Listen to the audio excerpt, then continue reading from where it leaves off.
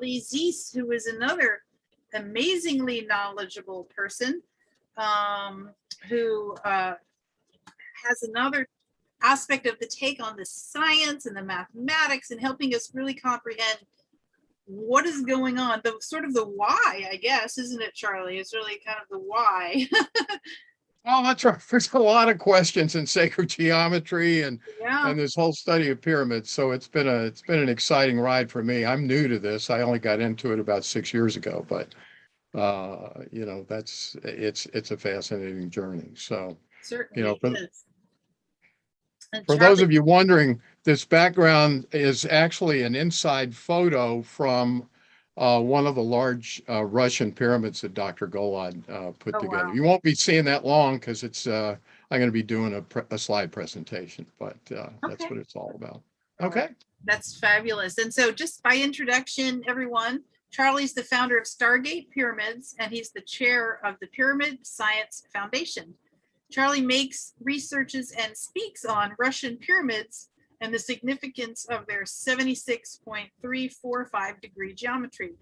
He is finalizing the first of a series of books on Russian pyramids and the significance of 76.345. A former investment banker, wow, Charlie received his BA and MBA degrees from Dartmouth College. So that's quite a change of career there, I would say. I saw the error of my ways. I'm hoping that I'll have enough time to, you know, repent before I pass on. So. Oh my gosh, that's amazing. Thank you so much. I hope all of your investment bankers do the same. Me too. Me too. I'm not really sure if I fired Wall Street or if they fired me, but it was a mutual consent. There you go. After a long time. So. All right. Well, wonderful. Well, we're really looking forward to your presentation. Take it away, Charlie. All right. Thanks so much. Absolutely. Let me make sure you can see my screen here. Can you see it? Yep, we sure can. Okay, great. Let me try to minimize this thing here real quick. Okay. As you can probably tell from this opening slide, this is going to be about a specific geometric angle, which you can see in all of these objects. And that is a measurement of the slope on the sides of each of these objects, and it's 76.345 degrees. So we're going to be discussing, this is going to be a whirlwind, lots of pictures today. And we're going to start with a little joke. Last year, for those of you who, as a kid, I could barely remember what the minister said, you know, once I got home from church. My mom and dad would ask me. So I know it's been a year since I did this last year. So I just wanted to say, last year I did a real mathematically oriented presentation. This year it's going to be about a specific geometry, but it's going to be pictures. So it's going to be a whole different thing. So I thought it would be kind of funny to start with some humor here. And I don't know, for those of you who remember back to 1992, but James Carville was the campaign manager for Bill Clinton's presidential campaign. He unseated an incumbent president basically using this line, "It's the economy, stupid," because that was what the major issue of the voters was at the time. The economy wasn't doing well. And I hope today that what I'm going to show you is that geometry is the critical function in pyramids. And we're going to be going on a whirlwind tour. We're going to be finding this geometry throughout any number of religious traditions, histories, and so forth. So let's get started. And as one of my favorite YouTube commentators says, grab your popcorn. So to start with, I wanted to let people know kind of what I've been doing since I gave a talk here last year. Last year, I presented some new sacred geometric research that I had done on what I'm having to call the Lawler diagram. This is Robert Lawler, who wrote Sacred Geometry, Philosophy and Practice. And there was a diagram, it's up on the top right-hand corner of this screen. And basically what I figured out was that is a diagram of the Platonic solids in 2D. And it's kind of like the same as Metatron's cube. you can get all the platonic solids in 3D out of that 2D diagram, I thought, well, maybe I could do the same thing with that. And sure enough, when I plotted it inside the geometry of the Russian pyramid, it fit like a glove. We're not going to spend much time on this, but I was convinced at the time that it is the only geometry that this progression of platonic solids that people have theorized about for years could actually occur. So from that point, I started some more investigations into sacred geometry, looking at this geometry from a number of different perspectives. And quite honestly, we're not going to go into these today, but I want you to know these are going to be covered in the book that I am about ready to publish. But using what's called the science of mediation, which was a technique used by Plato, I was able to develop a model of wave coherence that demonstrates that 76,345 is the optimal geometry for producing wave coherence. And that's the reason why these Russian pyramids are so powerful. The other thing that I did while I was at it, I am finalizing, putting the finishing touches on a model for Universal Phi Scaling. Researchers like Nassim and Dan Winter have proven that the universe is scaled in Phi, but yet nobody's put a formula out there to do that. I'm going to be talking about that a little bit in the book as well. We're not going to talk about that today, but the key thing for today is, as I continued that research, I started to discover so many more examples of 76,345 in architecture from all over the world. Some of it may be going back as far as 350,000 years. And it forced me to change my focus on the book. The book I was originally going to write was going to be, let's call it the ultimate guide to Russian pyramids. But I realized that there was way too much information here that was important from the context of learning the significance of 76,345 itself. So I changed the focus of the book, and now it's primarily about 76,345, and the title of the book's going to be 76,345 Russian Pyramids and the Hidden History of Sacred Geometry. Now, I sent that book to the editor on Thursday. I had a March 31st deadline, not from anybody except for myself. So I hope I'm going to have a meeting Monday with the editor, and we're going to try to get this out there as soon as possible. So what this really represents today is a very, very quick and dirty demonstration of all of these places that I found 76,345. It's been incorporated into our architecture for thousands and possibly hundreds of thousands of years in numerous cultures and religious traditions around the globe. There are also numerous examples of this geometry at work, doing real stuff in contemporary civilization. And that's going to be demonstrable proof that there's power to this geometry that I'll be showing you. Despite all of these examples of 76,345 literally hiding in plain sight, none of us are aware of this. Well, I am now, but you will be too at the end of the session. But we don't know about this, and we don't know the significance of this specific geometry in creating our physical reality.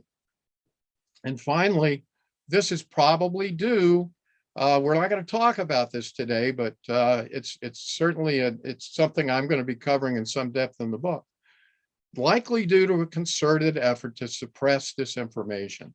And that, I think, is as significant a discussion that everyone needs to have as learning about the geometry itself.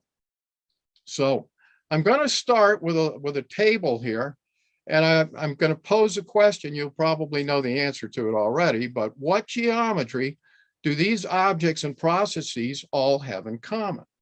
So we're going to start with Russian pyramids. That's what the book is about.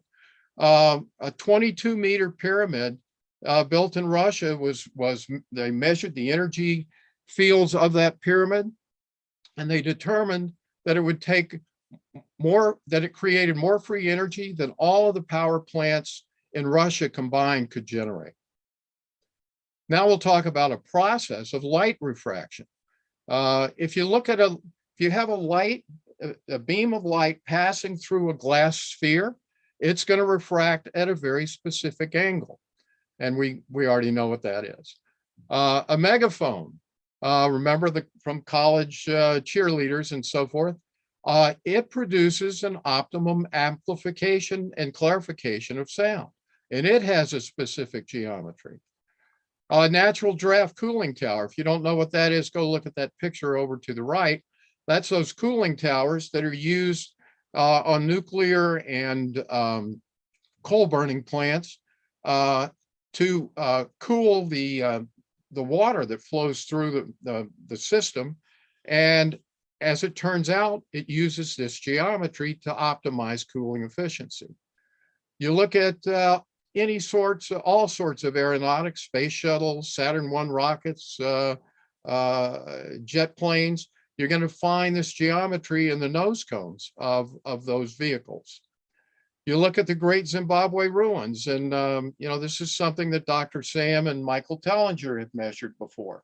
This is a conical tower I'll show you that produced very, very high levels of negative ions, and it has this geometry. You look at the Nuraghes of Sardinia. Sardinia itself is a blue zone. It has the highest life expectancy on the planet. Could it have something to do with the fact that these Nuraghes are built with this 76345 geometry? The Thiruvannamalai temple. This is a Dravidian style temple, Hindu temple in India. An internet researcher named Praveen Mohan has done videos on this. That temple self-generates significant levels of thermal energy. Wardenclyffe Tower, which of course we all know is the temple built to create free energy, and Tartarian architecture, which are all known for free energy and healing technology. They all contain this particular geometry, and that is 76.345, which turns out to be the geometry of three-dimensional Phi scaling. Now, we're not going to go into this. It's the only geometry you're going to have to listen to today, but I'm going to tell you how this is derived in short verse. If you look on the left-hand side, this is actually the way I derived the geometry of the Russian pyramids from a sacred geometric standpoint. I could measure it with a protractor pretty close, but as I did in the right-hand photo. But I essentially took in 2 dimensions circles. The initial circle had a diameter of 1, and I began stacking circles on top of each other whose diameters decreased by phi, 1.618033998, and it goes on. Then I built the sides around it and measured the angle, and it's 76.345. So that, in very brief summary, is how you arrive at three-dimensional Phi scaling. But of course, you put this into 3 dimensions. Now, Dr. Golod, to go back to each of these in some detail, and Dr. Golod's team measured the Russian pyramid energy fields, and 2 of the conclusions that came out of that research. One, he calculated that if the energy field generated by the pyramid were to be produced electromagnetically, it would actually require the combined energy output of all of the power plants in Russia. And number 2, electrical energy from the pyramid was harnessed by a capacitor that was placed at the apex of the pyramid. The capacitor charged spontaneously. So there is enormous energy coming off of this particular pyramid. One of the interesting things to note, I know we've talked a little bit about building materials and so forth. One of the interesting characteristics of Dr. Golod's pyramids was he made them all out of non-conductive materials. He used PVC and fiberglass for a skin around the pyramid. But he did not use energy enhancements per se inside the pyramid, which of course would have magnified that even more. But suffice it to say, purely based on the geometry of that pyramid, it creates enormous energy fields. Now we're going to look at the one process in this group, light refraction. This is a study of an individual who essentially, this was a pretty simple experiment. He put a glass sphere at the end of a pipe, shined light through it, and then measured the angle of refraction, and it comes up exactly the same as the 76,345. Now, I do a quick word here. You know, the accuracy of the protractor will not get me to a thousandth of a degree, so a hundredth is going to have to be as close as we can get on a lot of these. But it works the same.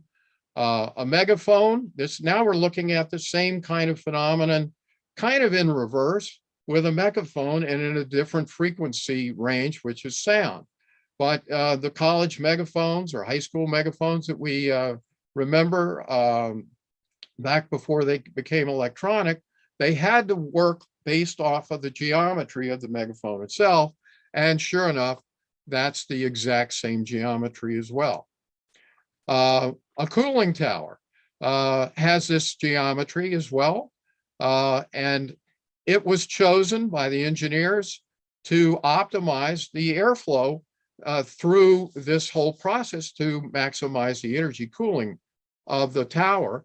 And sure enough, they ended up coming up with the precise geometry of three-dimensional Phi scaling. Here we see a couple of examples of spacecraft. This is the space shuttle as original, you know, that's no longer in service, but at the nose of that aircraft, as well as some old Saturn I rockets, we see the exact same geometry at work.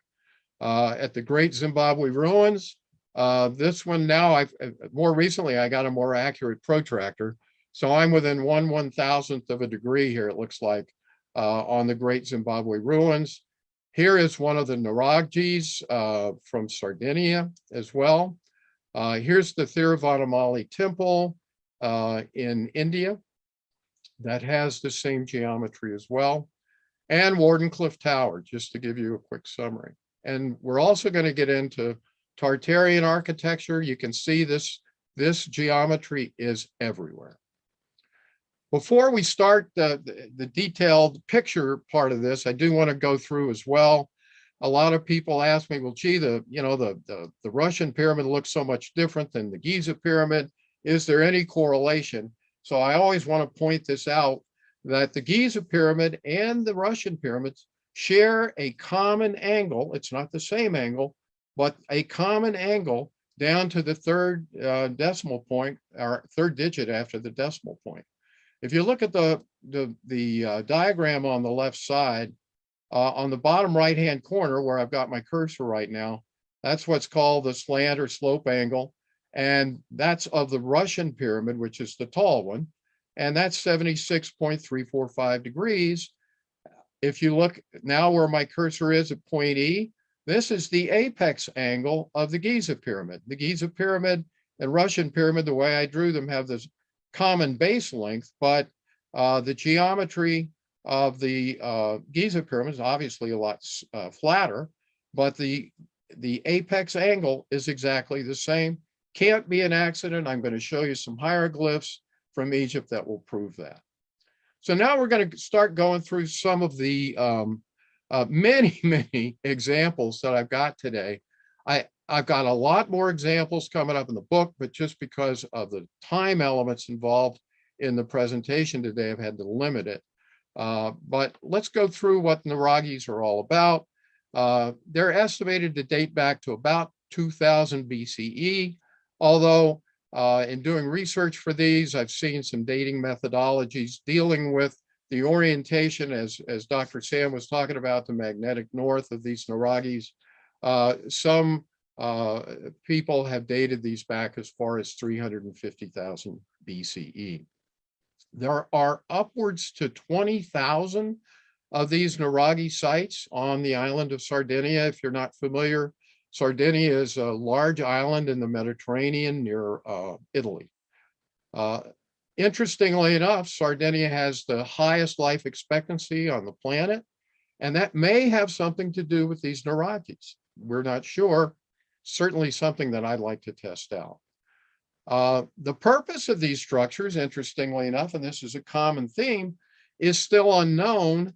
And after this presentation, I'm hoping to get people to start thinking about some of these ancient ruins in a different way. And given the fact that these people knew how to orient these to magnetic north, it's not a surprise to me that they knew about three-dimensional Phi scaling either. So what I would suggest is that perhaps researchers who deal with this might begin to think about this in terms of energetic and healing as the potential uses for these structures. And virtually every Nuraghe I measured has this 76-345 geometry. So we're going to run through a number of these slides, and you can see each one of these has the 76-345 geometry within 100th of a degree. There are 20,000 of these. Think about what the energetic impact of that many of these conical structures could be on the island of Sardinia. Now, after I got started, and before I forget, I want to give credit, if I may, to a friend. Her name is Anne from Omaha. She's the one who put me onto all of this conical structure information. She subscribes to Michael Tellinger's newsletter, and I think it was only about 6 weeks ago he put out a newsletter about the Zimbabwe ruins, and mentioned his energy structuring, energy testing that he'd done at that structure.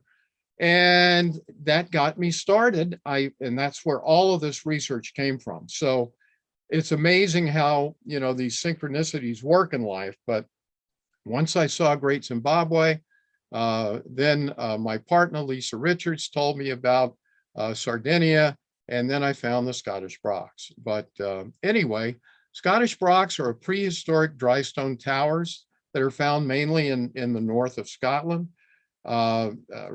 Dating techniques put these to somewhere around 2,000 years ago. No definitive purpose has yet been ascribed to these structures. And once again, I'm going to say perhaps a focus on them as energy generating or healing structures could aid in figuring out a purpose for these structures. But once again, we're going to find the same thing that we found in the Nuraghes. These brochs all have a 76-345 slant angle to them. There is not as many of these in existence, and fewer yet that are in good shape. This particular broch, the Musa broch, is deemed to be the best preserved of these brochs in Scotland.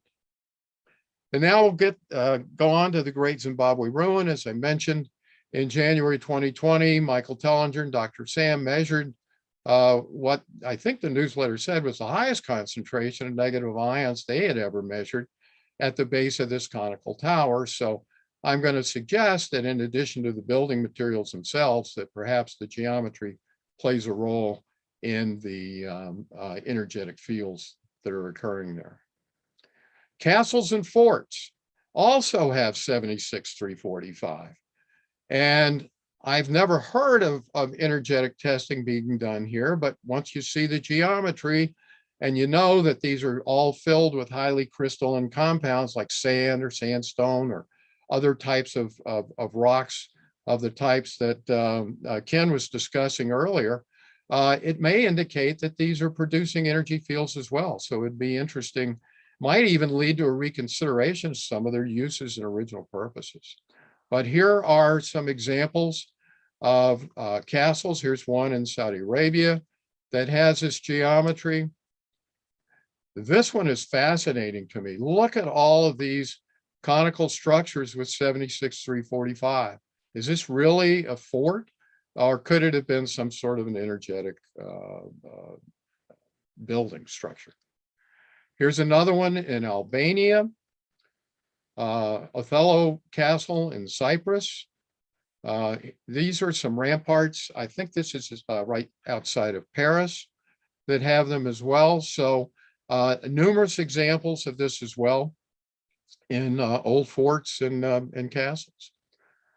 Now we'll move on to Hindu temples. Again, this information, the lead on this came from a listener and a viewer in Europe, Patrick Coster. Patrick, if you're listening, thanks again for putting me onto these, because this started a whole new wave as well early on for me in studying this geometry.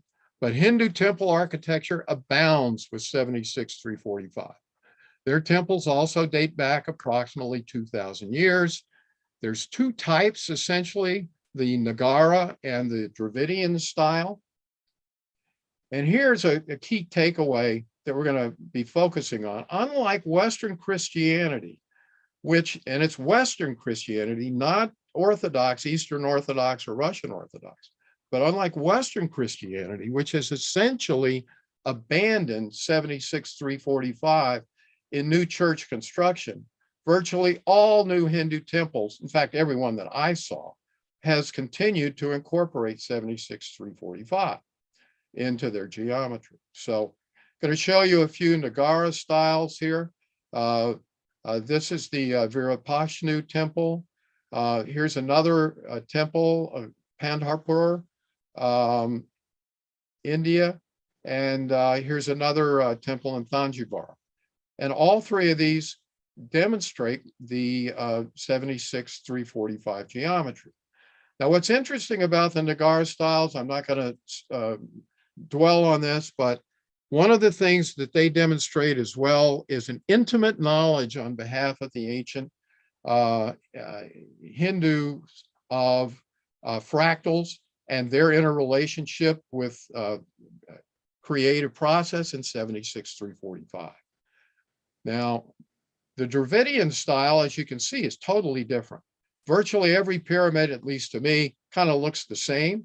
It doesn't matter. This is a major complex, the Meenakshi Temple in India. Here's another one in Sri Rangam that has this geometry. They all have it. This is the Thiruvannamalai pyramid that Praveen Mohan, the YouTube researcher in India, has done videos on about the heat that's generated by this temple. Now, this is a contemporary temple in Houston. I just brought it up so I'd remember to tell you. There's tons of these contemporary Dravidian style temples that have been built around the world. Each and every one of them continues to maintain 76-345. Buddhist temples show this as well. This is a Buddhist temple in Phnom Penh, Cambodia. We're not going to get into Antiquitech except kind of in a tangential fashion, but these things at the top, this is all Antiquitech. This very likely, according to Mohan and others, was a power or energy generating complex at one point. But you're going to see this. This is the Five Pagoda Temple in Beijing, China. Here's another temple in China, which we believe was a generating device. Another Buddhist temple, again showing these 4 or 5 levels of, as well as the fractal antennas that Ken mentioned earlier at the top of that stupa. Here's some more in Sri Lanka. A lot of this style of temple in Sri Lanka. Here's one in Thailand with this geometry, very beautiful temple. Here's a pagoda that has this geometry in China. And going to move on to synagogues real quickly. There's not a lot to discuss with synagogues, and there's a reason for that.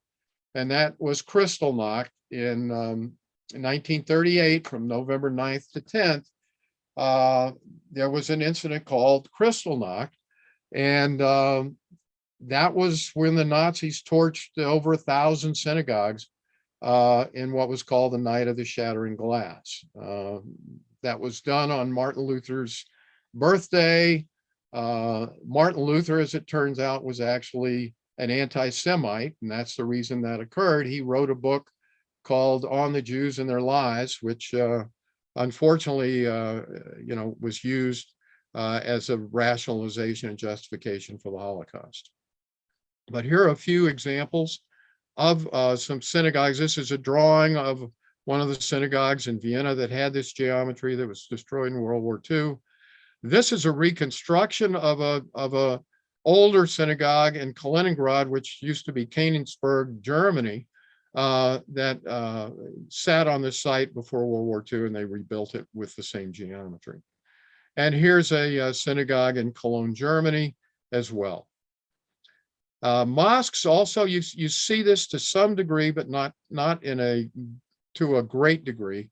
Most of the mosques tend to have spires that are higher or steeper in geometry, but there are a few examples, and I've got many more in the book.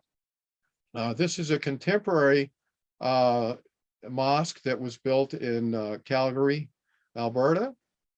And here's a mosque called the Memorial Mosque that's in Moscow, and also an Ar Rama Mosque that's in Kiev, Ukraine. So there are some examples of that geometry within the Islamic community as well.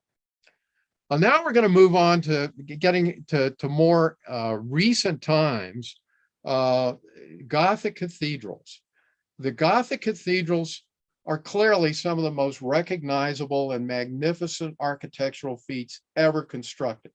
I seriously doubt that we could construct one of these today, given the architectural methods that were used and the materials that were employed to make these pyramids originally.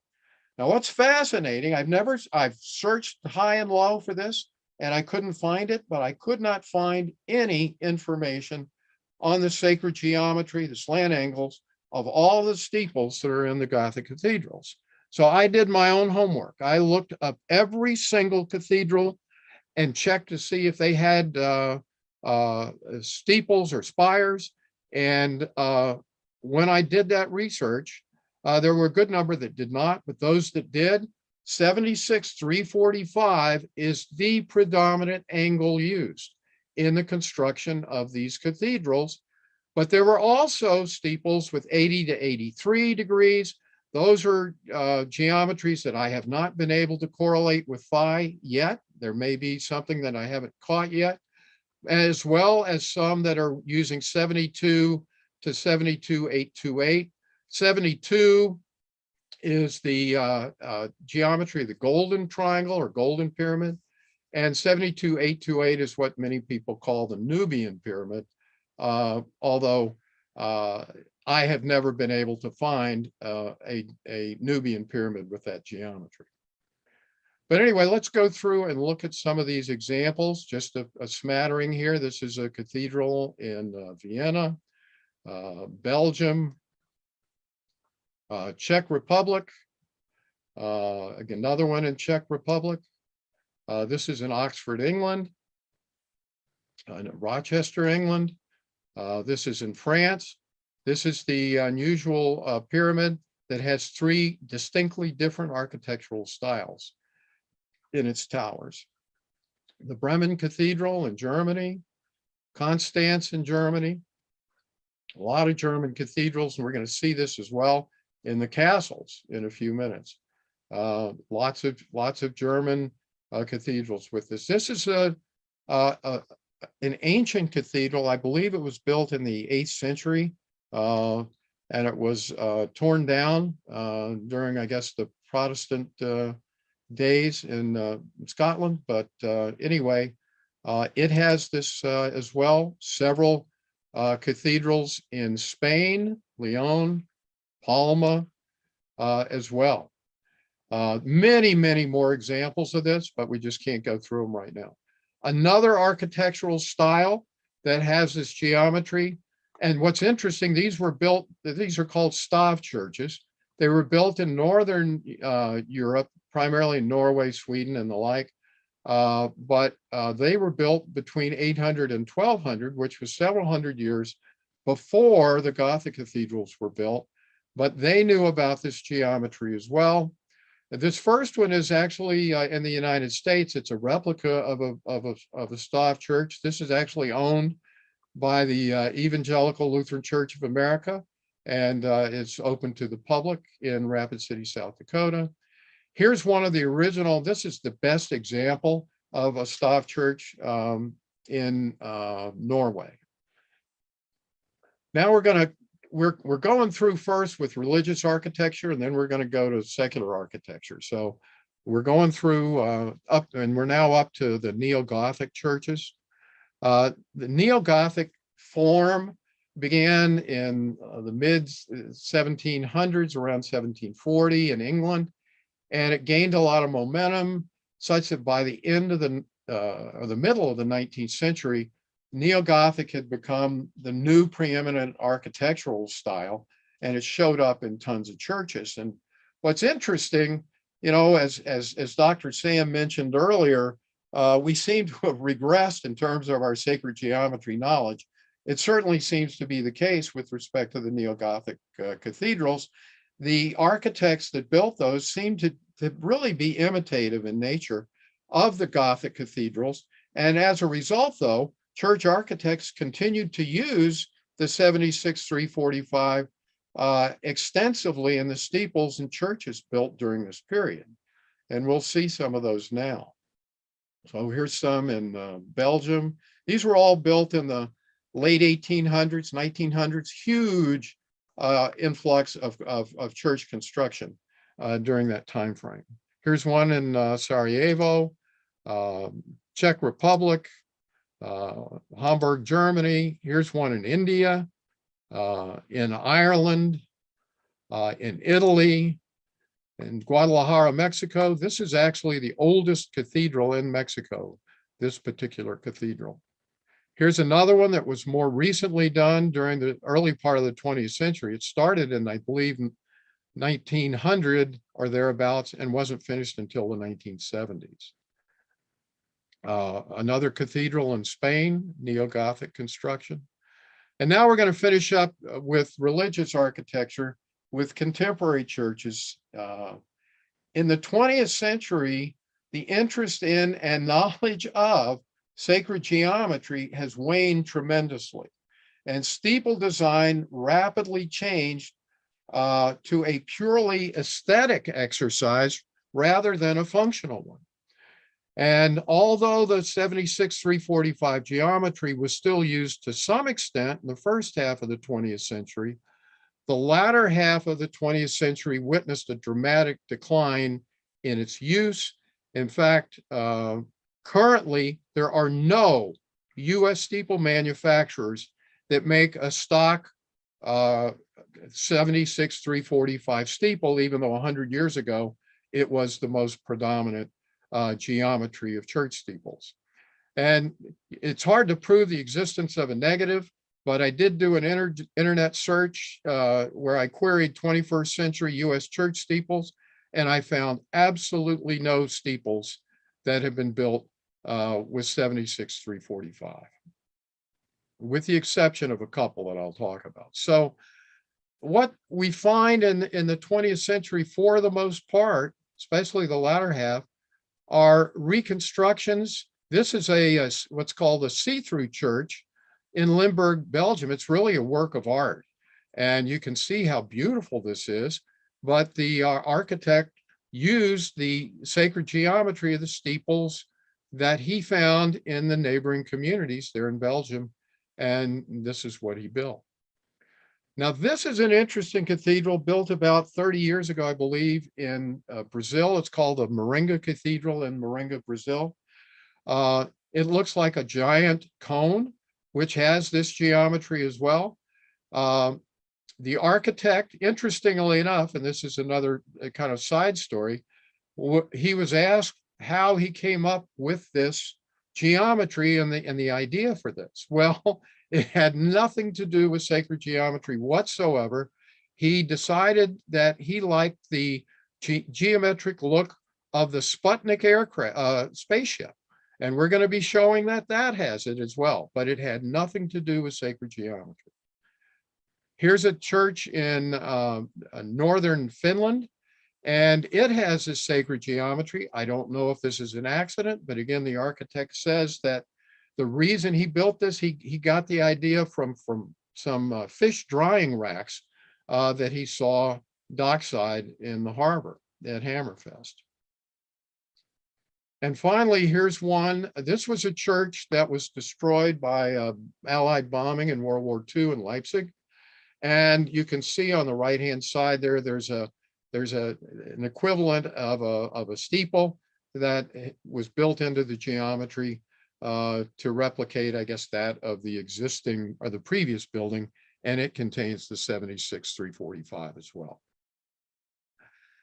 Now, I'm going to do a brief section on the Mormon Church as well, because the founders of the Mormon Church were Freemasons, and therefore they had knowledge of sacred geometry. Joseph Smith and Brigham Young were both Freemasons, and so they brought that knowledge with them to Salt Lake City.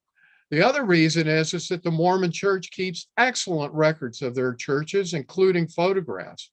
And there is a website that you can go to, and you can see pictures of every church that they've ever built in the Mormon community. So this allows for a historical perspective on church architecture and the changes in steeple design.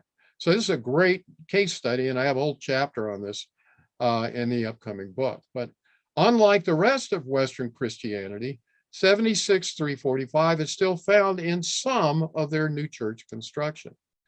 In addition to the Salt Lake Temple, which has it, I'm going to show you some pictures of some early turn of the 20th century kind of era churches that Mormon churches. This one's in Richfield, Utah. Here's another church, what's called a Ward Church in Salt Lake City, that has this geometry.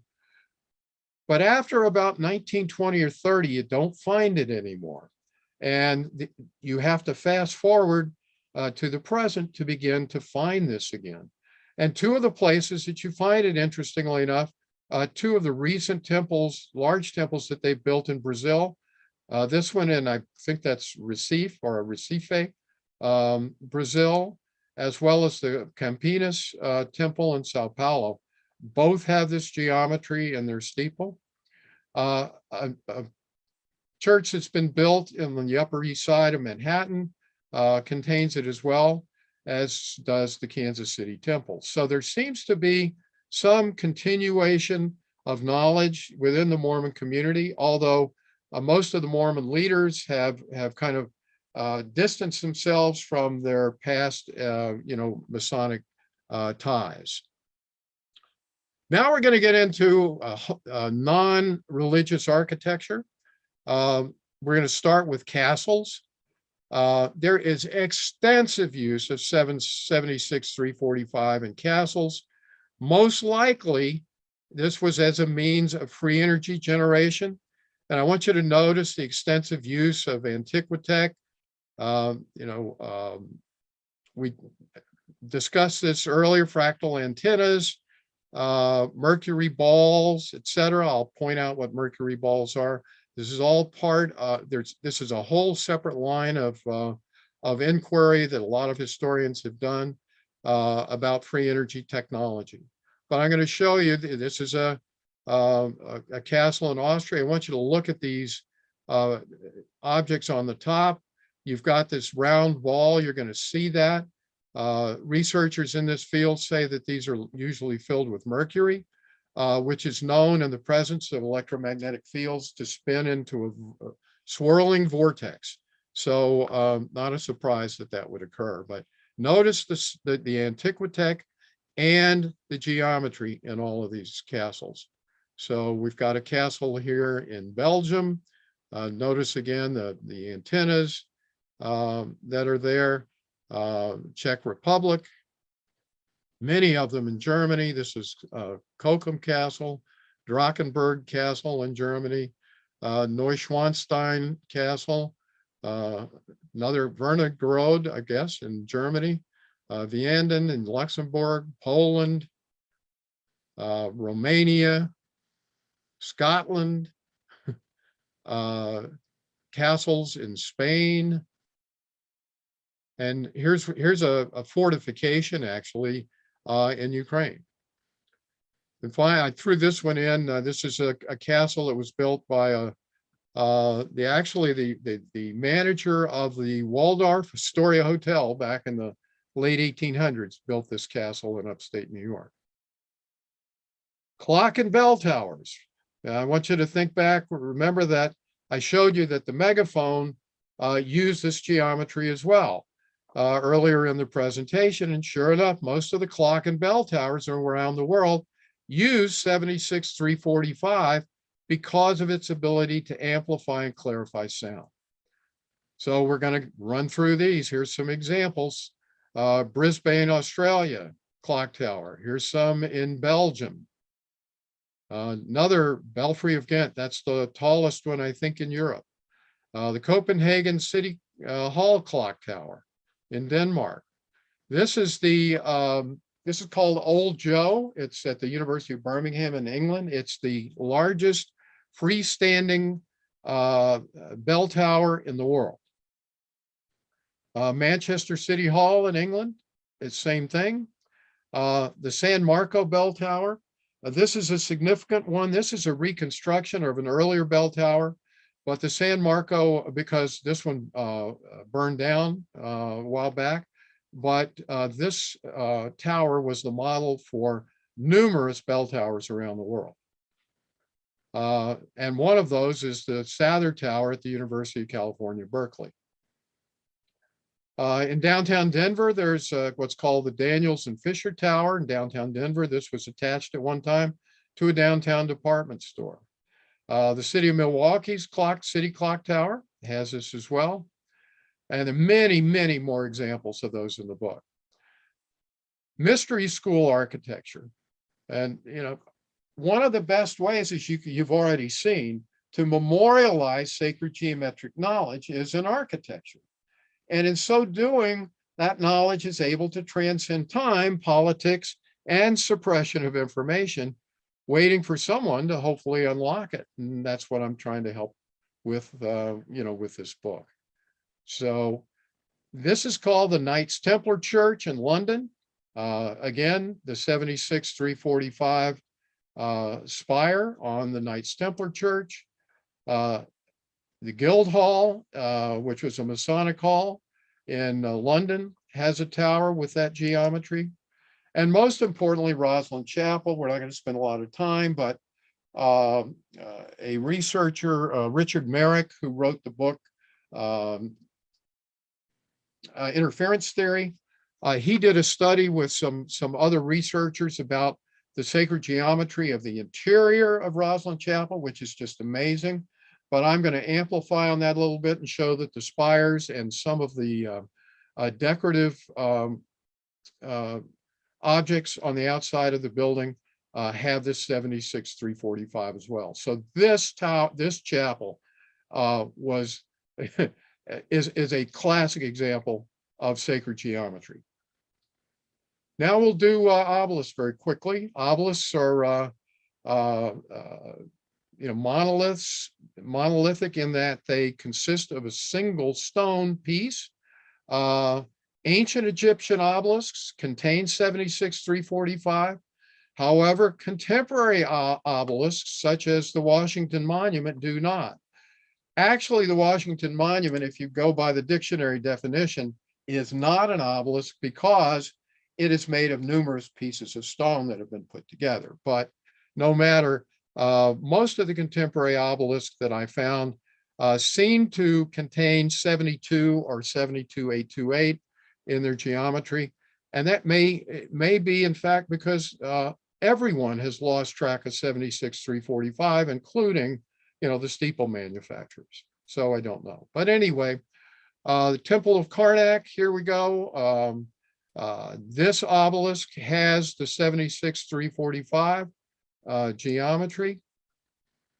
Cleopatra's Needle, which comes from Egypt, but is now in Paris, has the geometry as well.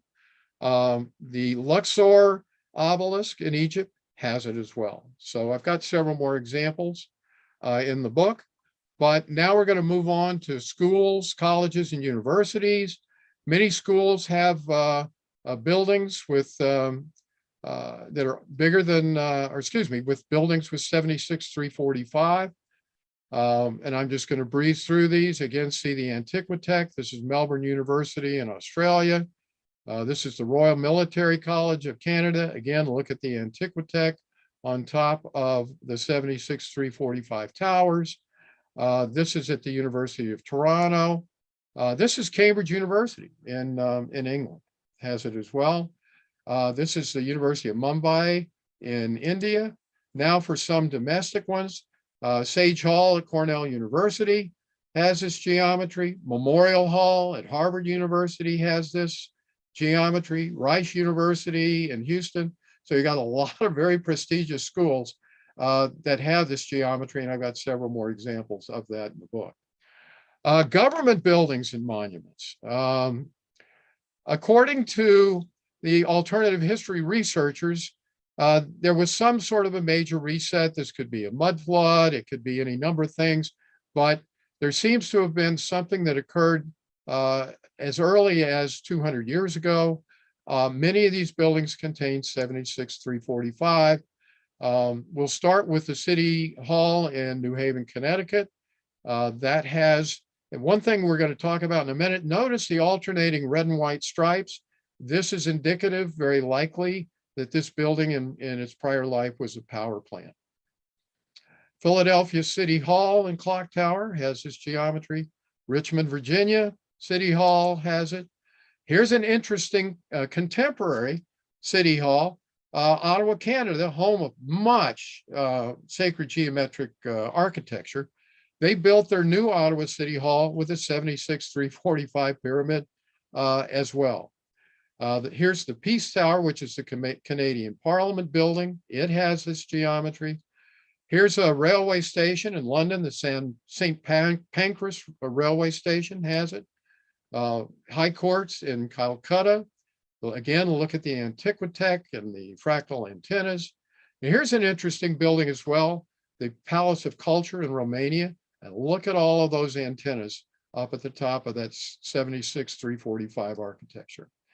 Finally, a quick example in the US, Smithsonian Institution in Washington, DC, the Landmark Center in St. Paul, Minnesota.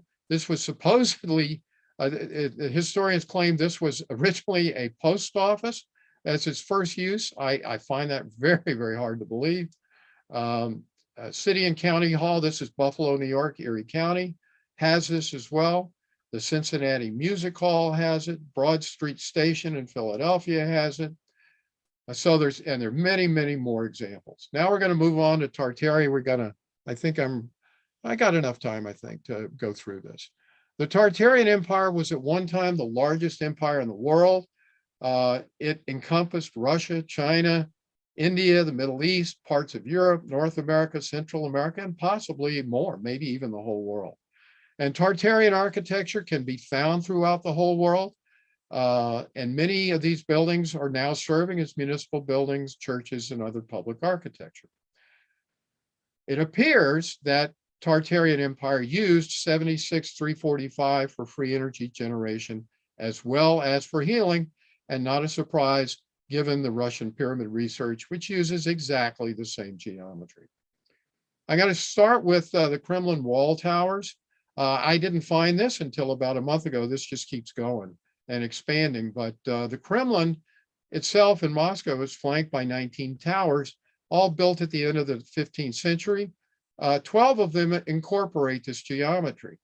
And what's interesting to note is that a lot of these towers were designed by different architects from around Europe and weren't necessarily Russian. So it demonstrates that this knowledge existed in other countries as well, not just in Russia at that time.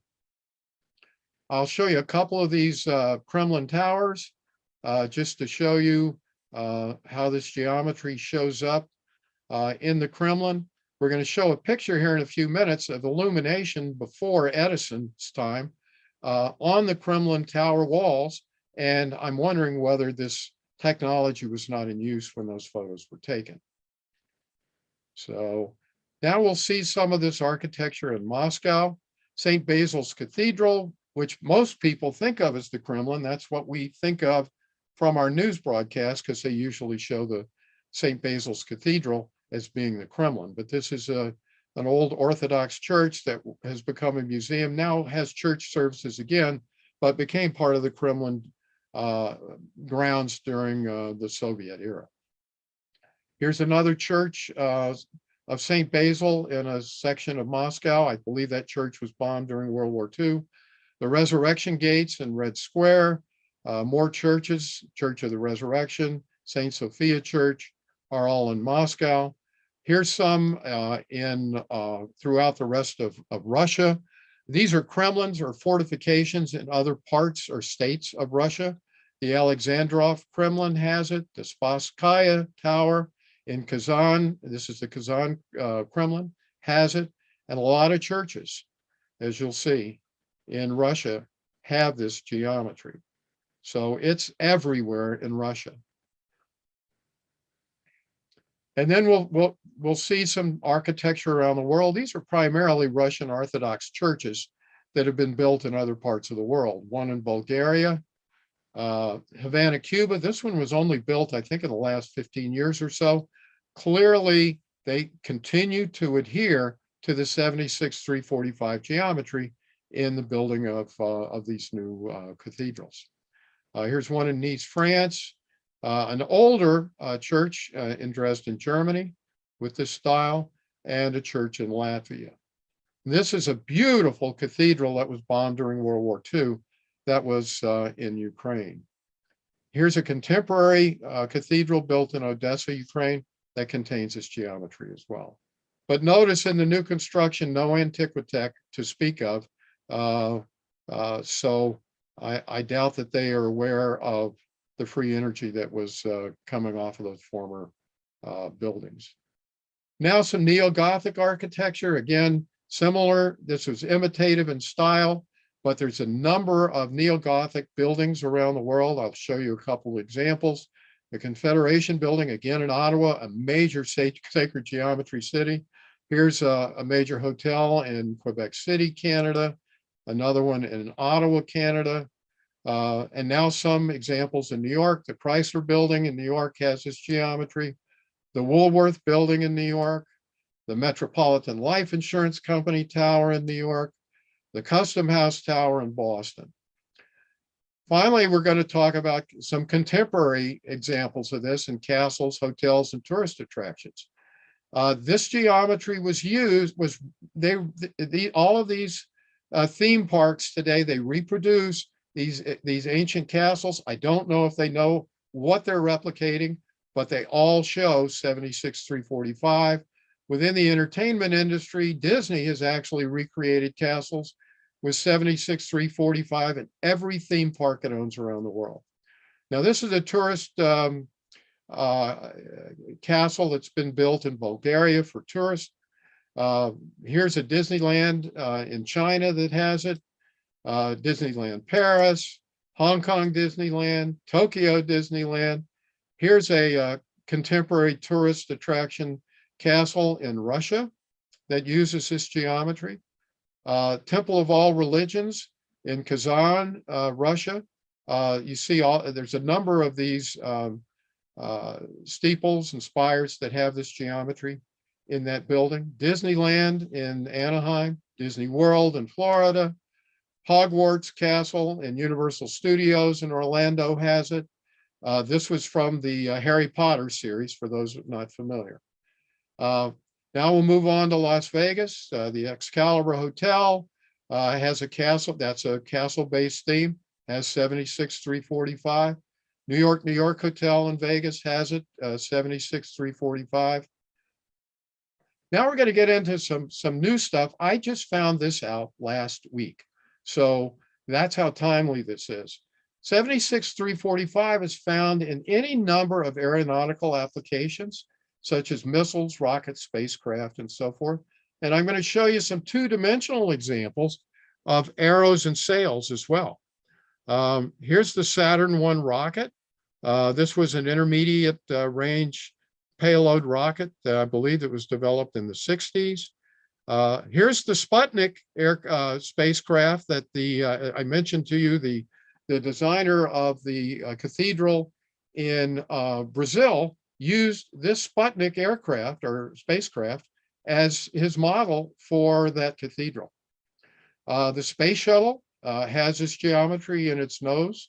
Here's an AIM-7 attack missile that has it, and a MiG-29 fighter. I didn't pick MiGs to be, topical. It just so happened that this fighter jet had the best picture at the right angle that I needed to demonstrate this.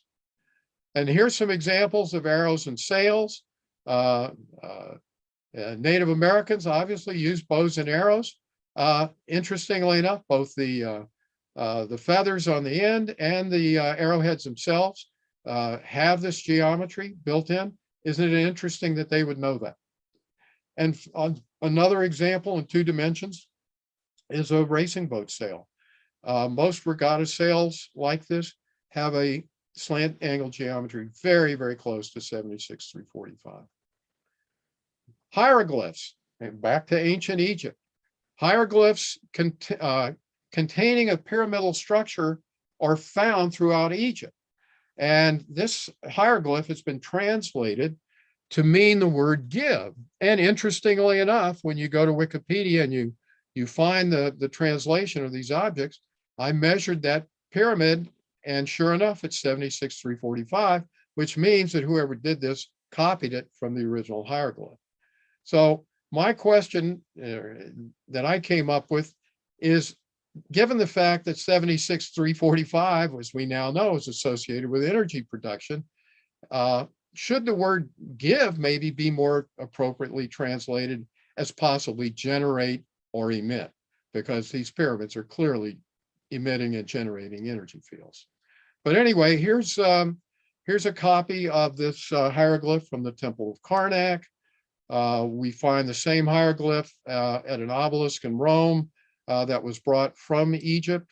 Here's some more examples of this hieroglyph at Giza. Interestingly enough, the Mayan calendar, this is, I think, technically a sun calendar, but the Mayan calendar has these pyramids, and don't they look just like the Egyptian hieroglyph from two slides ago? Same geometry, same hole in the middle. You cannot tell me that this is an accident. Wardenclyffe Tower has this geometry as well. What's also interesting of note, in the contemporary logo of Tesla Motors actually has the same very geometry in the logo. So now we're going to look at some pre-Edison illumination real quick. There are a lot of photographs that indicate that the world had electricity, and paintings and drawings, that the world had electricity and lighting long before its supposed invention by Tesla and Edison. And in many of these photos and pictures, there are pyramidal shaped objects which appear to be the source of electricity generation. Again, shouldn't be a surprise to any of us given what we've seen. But pictures of the Kremlin illuminated in the 1800s also lend credence to the possibility that the Kremlin towers played a role in this energy generation. So here's a picture drawn of lighting, illumination in Paris. This was drawn in 1739. You see at the top, there's a pyramidal object with a 76-345 geometry with light coming out of the top and very likely powering the other illumination in this drawing. Here's another picture from the Champs-Élysées in Paris in 1799. We've got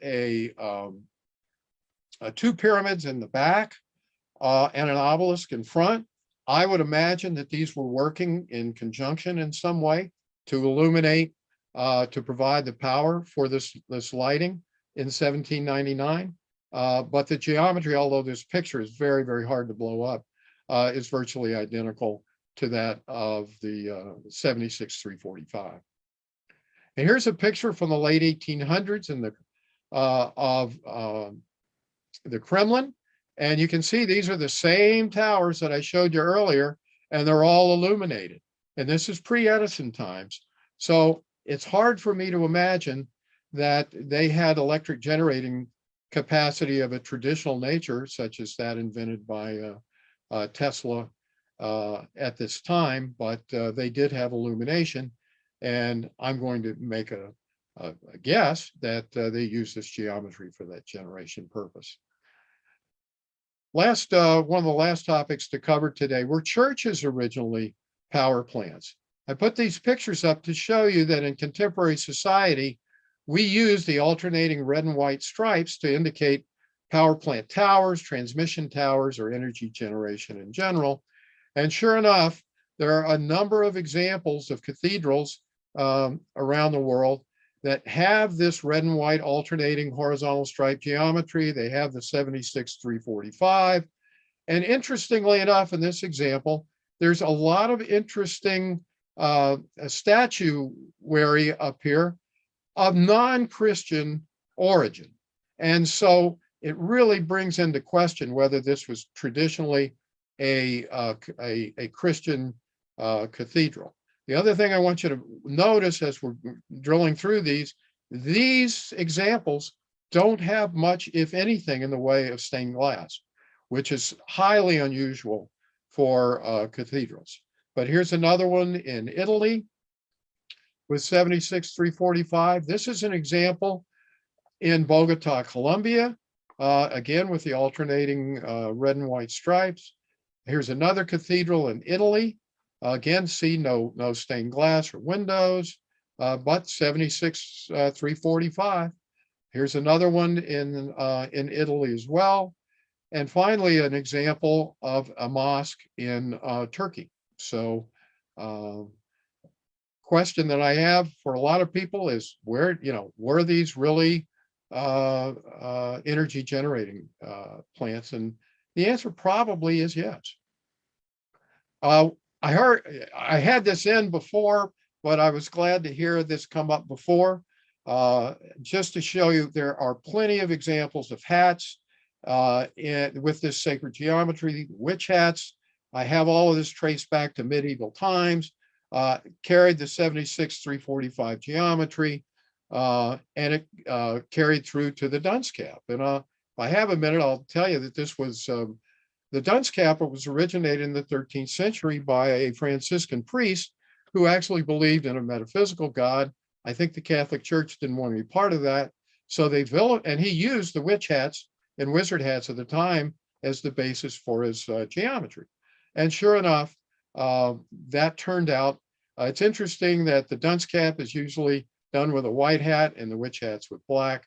I think a lot of this has been done on purpose to program us. Here's another one I literally just found a couple of days ago. I'm going to do more research on it. You go back and you look at pictures of the Tower of Babel from any number of different architects from the 15th century, 16th century up to the present. So many of them are using 76-345 that I'm going to have to do more research on this topic to see how that all fits together.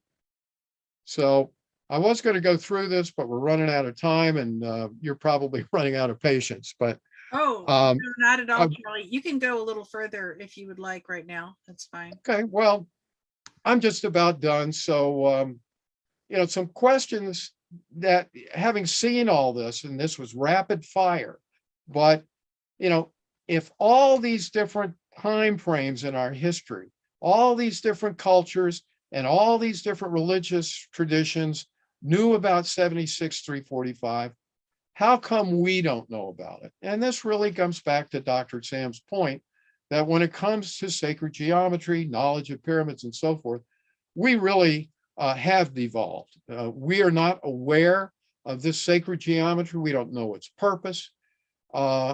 And the question then becomes, if we don't know about it, are there some powerful forces at work attempting to suppress this ancient knowledge of sacred geometry? Now, we don't have time to do that today, but that's a big portion of the book. I go through the suppression of sacred geometric knowledge and 76,345 in specifics.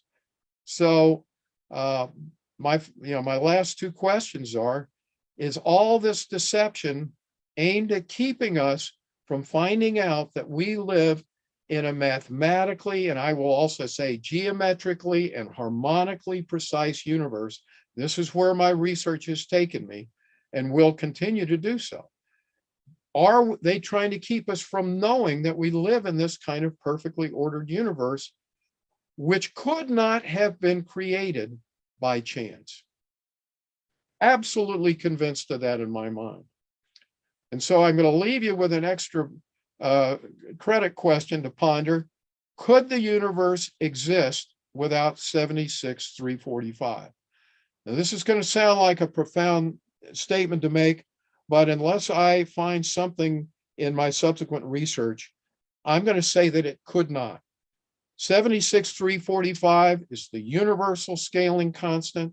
And for those of you who are still not familiar with that idea, let me finish with this rather simplistic, concept. When I went to church on Sundays, when I was a kid, I'd ask, well, how does God create miracles if he answers prayer? And I'd be told it was a miracle. And I say, well, isn't there some answer? Well, it's beyond our comprehension. When I got older and started going to metaphysical churches, then I realized that in fact, our thoughts create our experience. Well, that's a whole different worldview. And all of a sudden I started asking the question, well, if my thinking does help create my experience, there has to be a process for that to happen. And that process happens through the geometry of 76,345. That's the geometry that connects with the torus, which is the universally accepted method for creation in the universe, from the galactic down to the subatomic. So my answer to that question would be a resounding no. We would not have reality without this geometry. So to do 1 minute of advertising, I am a manufacturer of pyramids. My website is stargatepyramids.com. My partner, Lisa Richards, who makes all of our capstones and accessories. I'm showing some of those as well. On the left here in the middle, where I'm pointing my cursor, those are capstones that fit onto our pyramids. We make a device called a caduceus coil, which produces scalar wave. We use that a lot with sound healing. The object on the right is actually a plate, which you can stick through the poles in your pyramid and make a platform at the top of your pyramid to charge water, foods, supplements, and the like. So if you're interested in purchasing pyramids, go to stargatepyramids.com. If you're interested in Lisa's products, and they are amazing, go to pyramidsurge.com. We hope to have our website merged by today for this conference, but we didn't quite get to it. So go to Pyramid Surge to get her products. If you're interested in following us on YouTube, we have over 200 videos on the Foundation's own research that we've done on Russian pyramids in 76,345. And if you're interested in contacting me, I'm at charlie@stargatepyramids.com, or there's my phone number, 412-474-3481. Most importantly, for those listening today, if you're interested, Lisa and I are both offering a use coupon code PKC20, that's Pyramid Knowledge Conference 20, to receive 20% off your order. Last but not least, you'll see a picture down at the bottom. We literally have just put together a brand new series, a collection of our pyramids. We're calling this the Galactic Collection. Very sleek. The designers came to me with some fantastic ideas on how to point the tips and the edges of the pyramids. And it's just an exquisite work of art. So those are now available for sale. And this is the first time to announce it because we just put the site up on Friday, yesterday. So I thank you all, and I'll be happy to answer any questions. I know we've been through a lot. but I had to go rapid fire. And again, I thank you so much for your attention, and I'll be happy to take any questions. Beautiful, beautiful, beautiful. Wow. Yeah, such a wealth of correspondences. My goodness gracious. And I'm it's just proving what Dr. Sam was saying. I mean, we have not we don't know about this because it's I hate to say it, but I mean I think the knowledge has been suppressed. And I've got examples in the book to prove that. But we need to reawaken.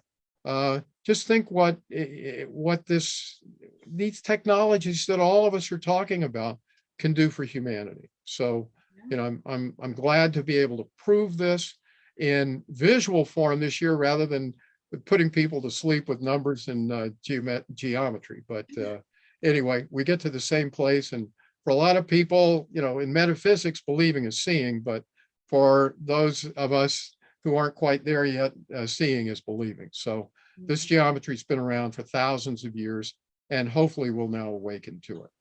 Absolutely. And we're happy to be any little part of helping that awakening, and having you on is certainly a part of that. And so I want to make a testimony. I have one of Charlie's pyramids, so they're fun to have, and you should definitely get one if you feel so moved. But the cathode, I